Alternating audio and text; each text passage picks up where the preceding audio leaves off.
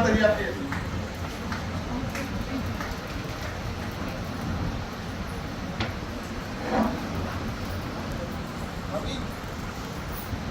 आप लोग इसी छोटी लड़की को देख रहे हैं, 400 में 399 आया, इसलिए बेचारी ये साइंस नहीं ले पाई और इनका सपना है डॉक्टर बनने का, तो अब नहीं ले पाई। क्या समस्या था? हम तो आपका एक वीडियो देखे, हम पूरा टीम को बोले कि हमको भाई पता करो, कहा कि झांसी की रानी है भाई, इसको पता करिए, इनको डॉक्टर बनना है, तो डॉक्टर बनना होगा।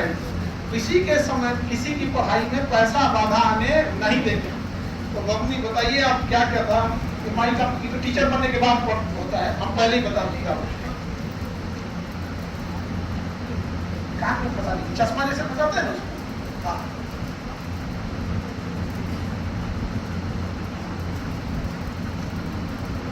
नहीं फंसा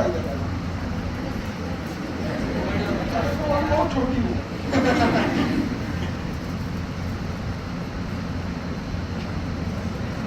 बताइए अपने बारे में क्या क्या समस्या?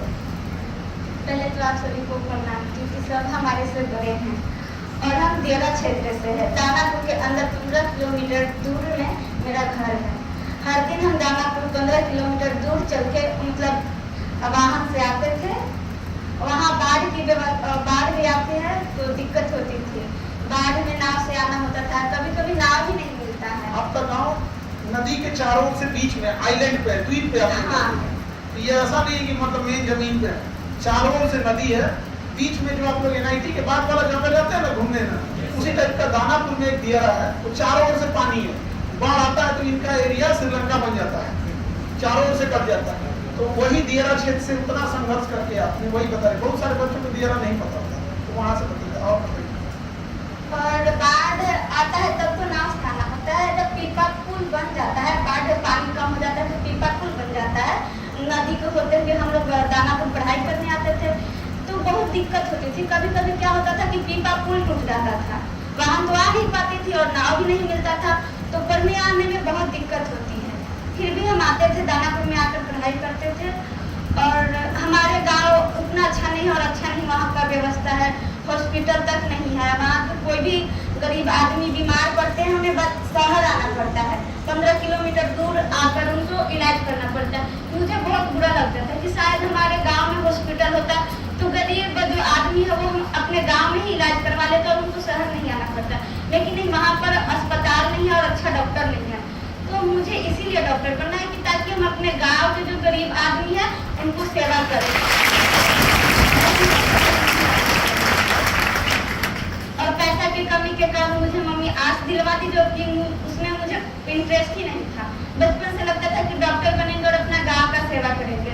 और मम्मी के पैसा की कमी के कारण आज आर्ट्स पढ़ रहे थे, लेकिन अब हम साइंस पढ़कर डॉक्टर बनेंगे।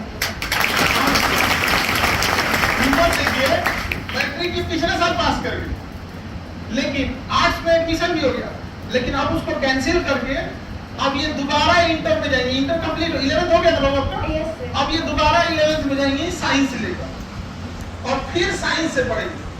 अब इनके पढ़ाई का, साइंस का खर्चा और पूरी नीट की तैयारी का खर्चा जो कोटा के बेस्ट टीचर है वो हम लोग उठाएंगे।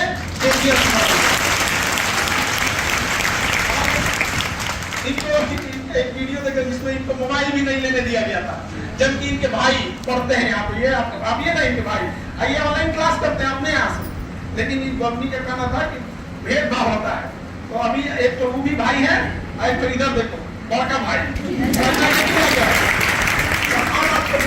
नहीं आएगा। अब आपको डॉक्टर बनना है और दोबारा आप सोचिए कितना एक लड़की को संघर्ष होगा कि जो 11th पास हो गई एक नंबर की वजह से।